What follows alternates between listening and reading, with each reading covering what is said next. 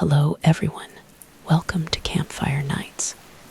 I know you're here to fall asleep, so before that, like the video, subscribe to the channel, and let me know where you're watching from and what time it is for you. Now get cozy and relax.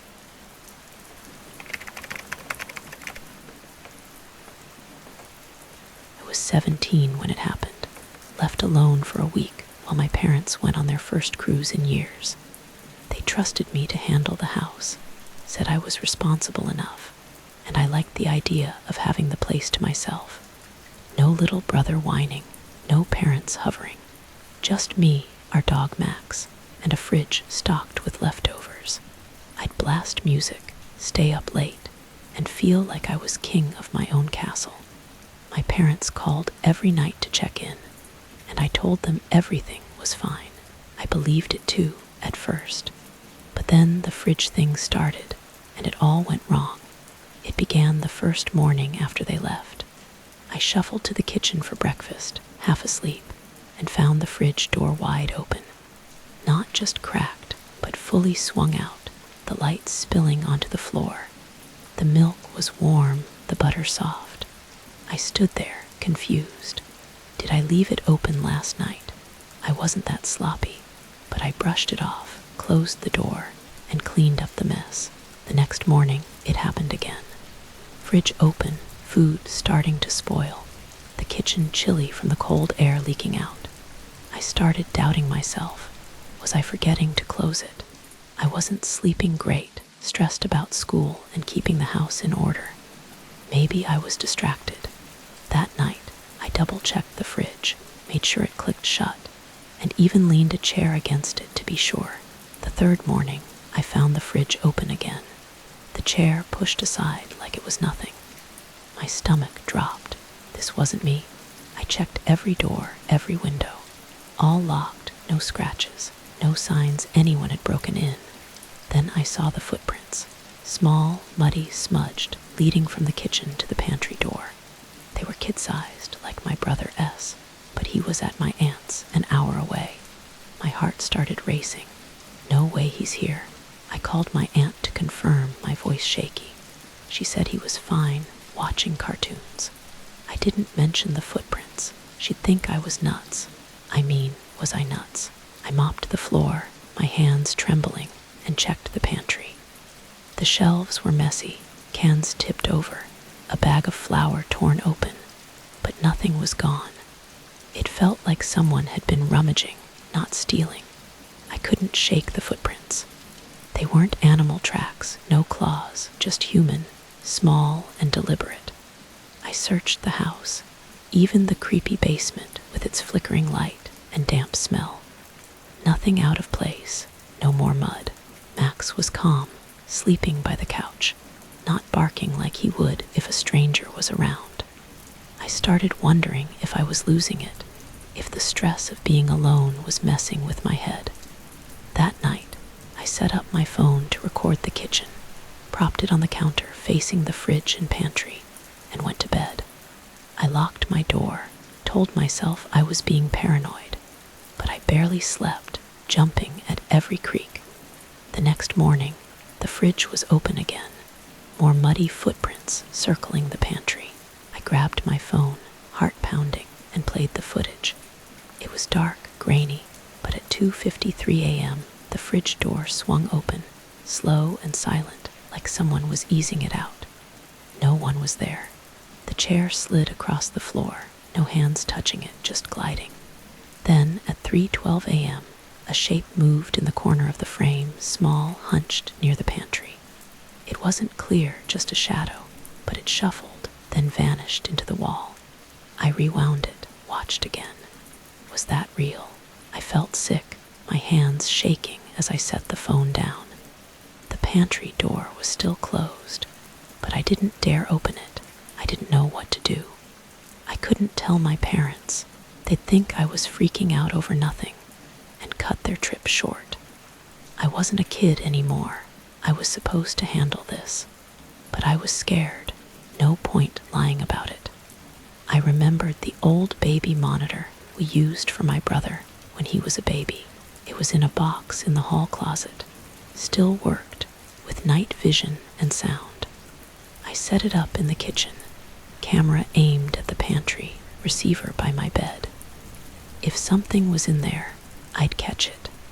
I locked my door, kept my baseball bat close, and sat up, staring at the monitor's green glow. Max curled up beside me. At 3:12 a.m. I heard it, breathing heavy and wet, like someone with a stuffed nose, coming through the monitor. It was close, right by the pantry.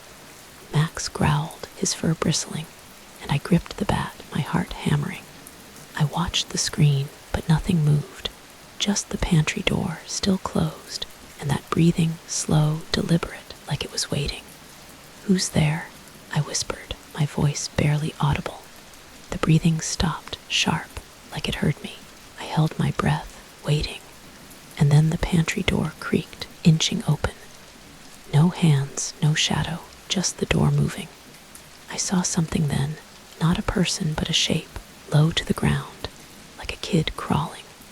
But its arms were too long, bending backward at the elbows. It didn't look at the camera, just scuttled toward the fridge and out of frame. I yanked the monitor's plug out, my hands shaking so bad I dropped the bat. Max was barking now loud, and I shushed him, terrified whatever it was would come for us. The house went quiet, too quiet, like it was listening back. I sat there till morning, lights on, bat in my lap, too scared to move. At dawn, I checked the kitchen. Fridge open, more footprints, the mud wet, smeared like someone had been pacing. I played the monitor footage, my stomach churning. It showed the crawling thing, then static. Then the pantry door wide open, revealing a hole in the wall, like a tunnel, rough and dark. Our pantry's just shelves, no space for a tunnel. I slammed the door shut, my hands sweaty, and shoved the fridge against it. I called my aunt again, asked about my brother. She said he was fine, but he'd been acting weird, staring at walls, saying he missed his toys. I didn't tell her what I saw. I couldn't. I checked the pantry, bat in hand, heart pounding. No tunnel, just shelves. But the air was heavy, like damp earth. Behind a cereal box, I found a drawing, one of my brother's crayons, showing a house with a black hole where the door should be. I hadn't seen him draw in months. My throat tightened. This isn't happening, right? I locked the pantry, dragged the dining table against it, and called a friend to crash with me that night. I couldn't be alone. My friend thought I was overreacting, said it was probably a prank or my imagination. He stayed, but nothing happened that night. No open fridge, no footprints. I started to doubt myself, wondered if I dreamed it. My parents got back 2 days later, and I showed them the footage, told them everything. They watched it, faces blank, and said the monitor was faulty, probably picking up static. They checked the pantry, found nothing, no drawing, no mud. They looked at me like I was fragile, like I couldn't handle being alone. I felt stupid, but I knew what I saw. I'm at college now, living in a dorm, but I don't sleep well. I keep my door locked, check it twice. Sometimes I hear it at 3:12 a.m., that heavy, wet breathing like it's right outside my room. I don't go home much, but when I do, I avoid the kitchen. My brother's different too, quieter, always drawing houses with black holes. My parents say he's fine, just growing up. But last time I visited, I found the pantry door cracked open, the fridge pushed aside, and a faint smell of mud. I didn't look inside. I can't shake the feeling that something's still there, waiting for me to come back.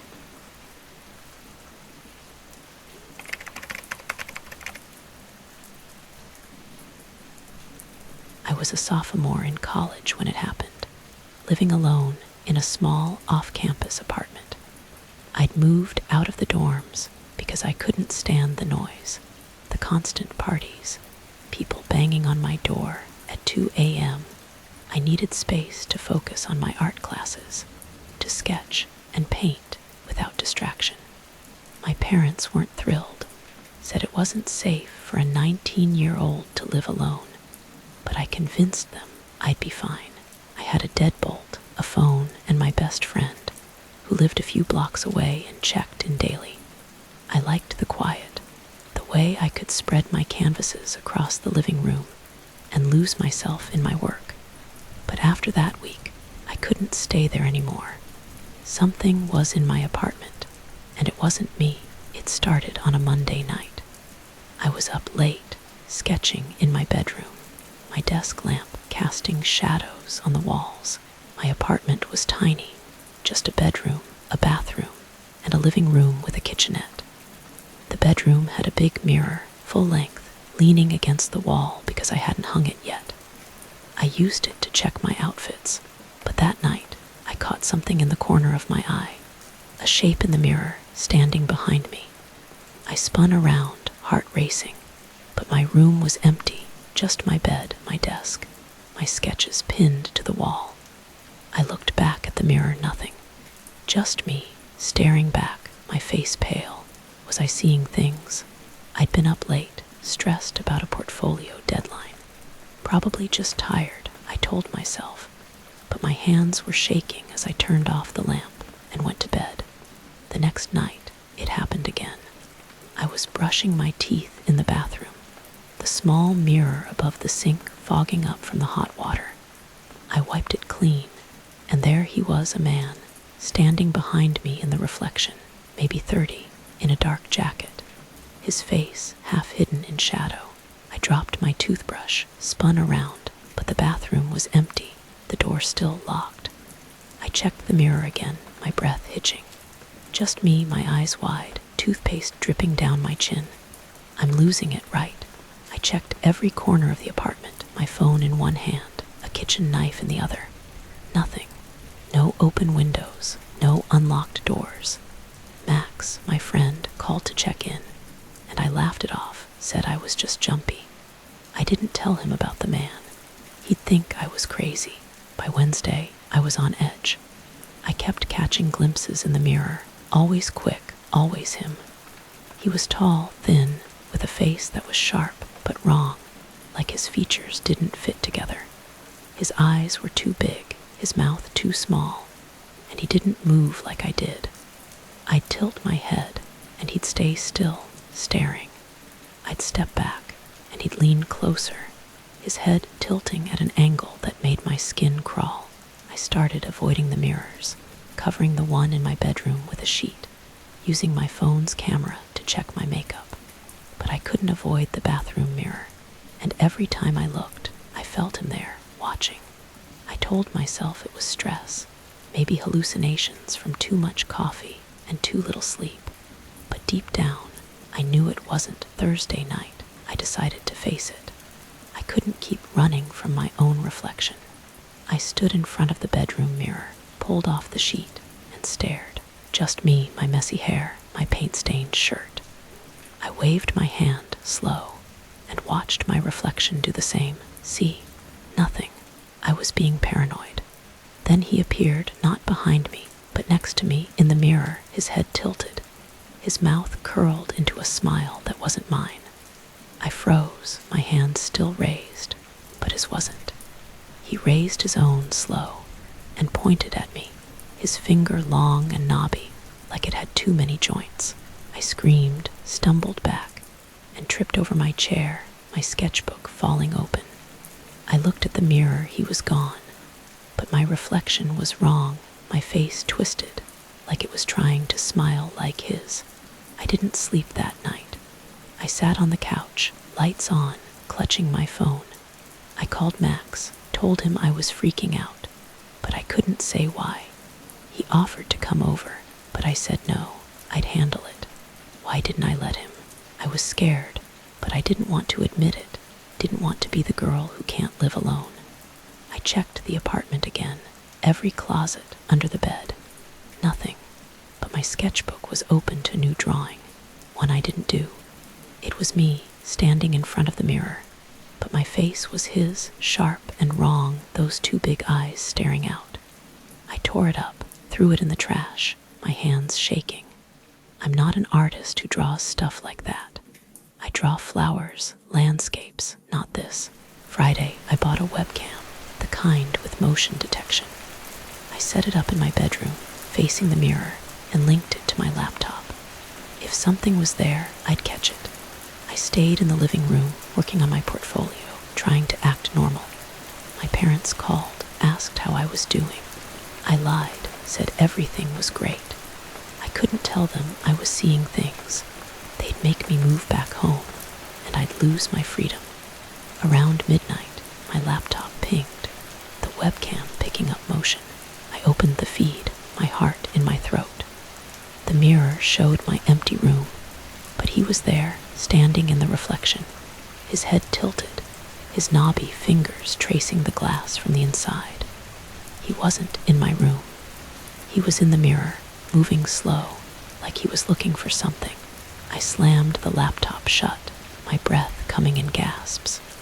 I should have called the cops, Max, anyone. But I just sat there, staring at the covered mirror, listening for any sound. The apartment was quiet, but I felt him like a weight pressing down. I grabbed my keys, ready to bolt, when I heard it, a tap, soft but deliberate, from the bedroom. Tap, tap, tap, like knuckles on glass. I crept to the door, my phone shaking in my hand, and peeked inside. The sheet was on the floor, the mirror uncovered, and he was there, his face pressed against the glass, his two big eyes locked on mine. He tapped again, and the sound came from behind me, not the mirror. I spun around, but the room was empty. When I looked back, he was gone, but my reflection was smiling. That same wrong smile. I ran to Max's place. Banging on his door at 2 a.m., he let me crash. Didn't ask too many questions, just saw my face and knew something was wrong. I told him bits and pieces, enough to sound sane. He said I could stay as long as I needed. I went back to the apartment the next day with Max to grab my stuff. The mirror was still there, but the webcam footage was gone, deleted, even though I hadn't touched it. My sketchbook was open again. A new drawing of me, my face half his. One eye too big, one too small. I left it there, moved out that week, and crashed with Max until I found a new place. I'm in a new apartment now. No mirrors, just a small one in the bathroom I keep covered. I don't draw anymore, can't hold a pencil without shaking. My parents think I'm stressed from school, but Max knows better. He's the only one I told about the drawings, the tapping. He checked the apartment after I moved out, said the mirror was gone, like someone took it. I don't go near reflective surfaces, but sometimes I catch my reflection in a window, a store display, and it's not right. My face shifts, just for a second, my eyes too big, my mouth too small. I turn away fast, but I feel him, still watching, still tapping, waiting for me to look back.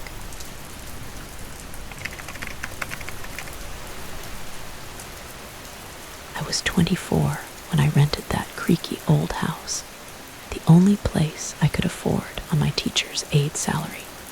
The job was tough, managing first graders and prepping lessons for a teacher who barely noticed me. But I loved the kids' chaotic energy, their sloppy drawings tacked to my fridge. Living with my parents had felt suffocating, their endless questions about my life grating on me.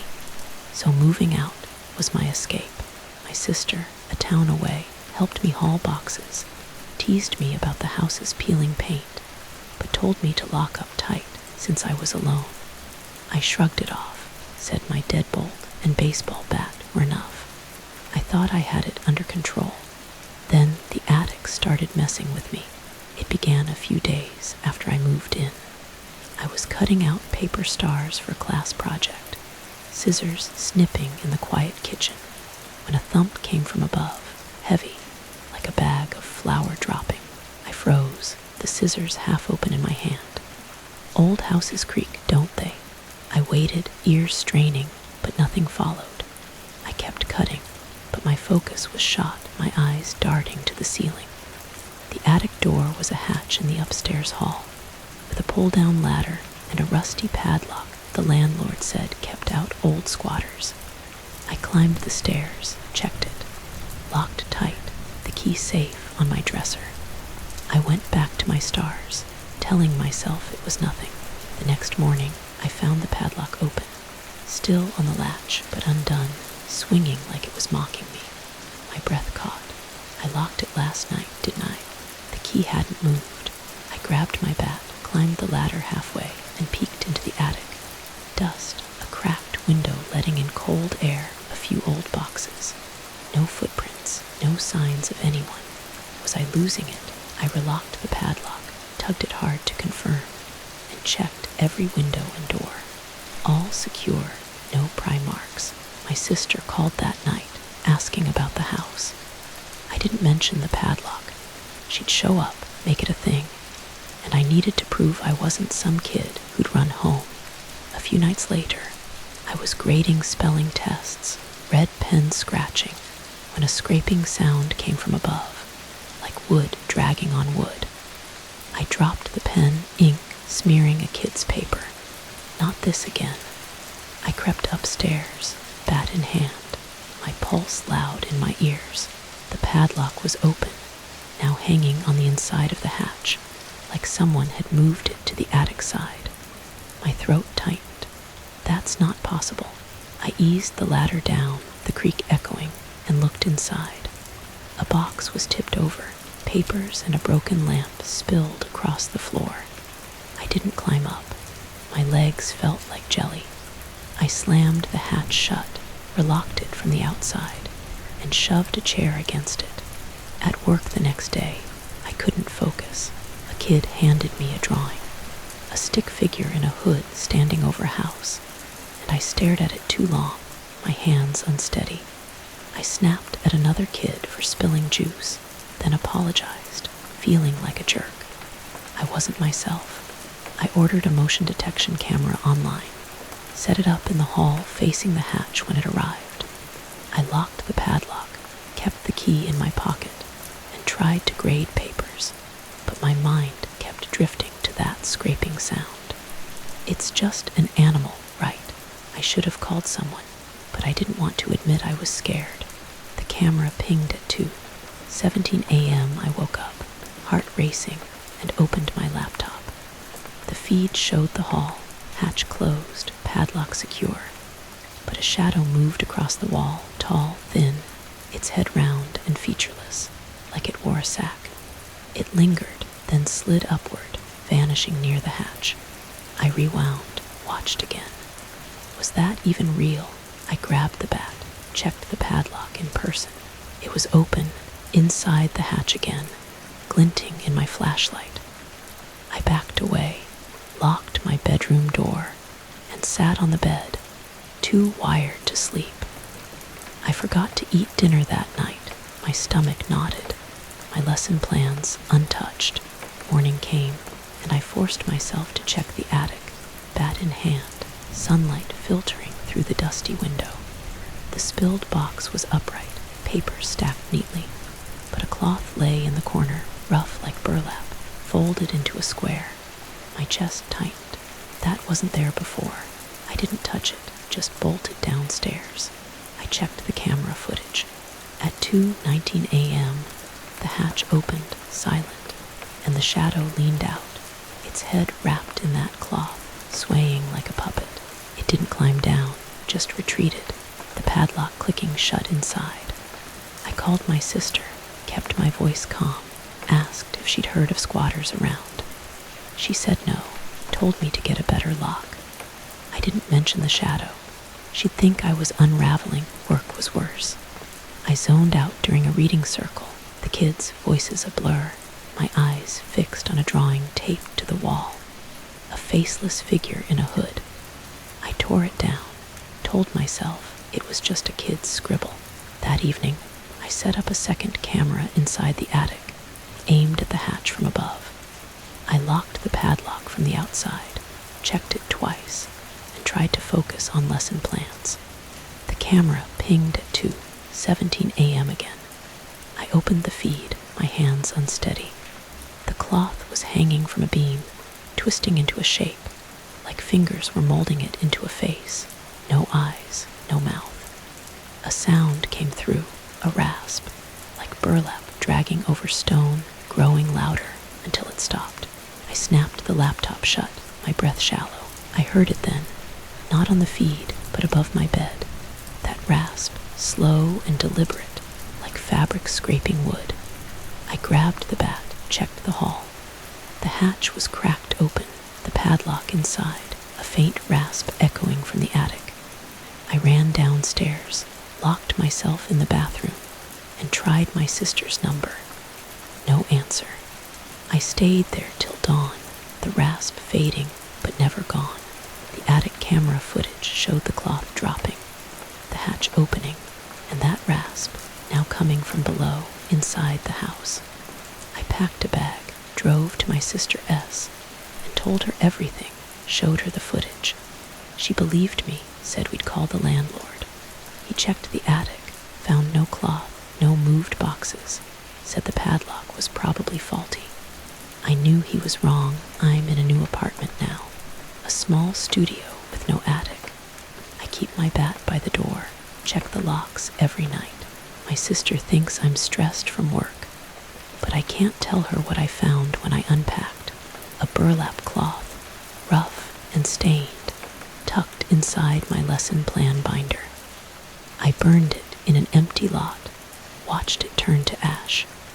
But as I finished this story, I heard that rasp again, sharp and close, from my kitchen cabinet. I haven't opened it. I'm not sure I ever will.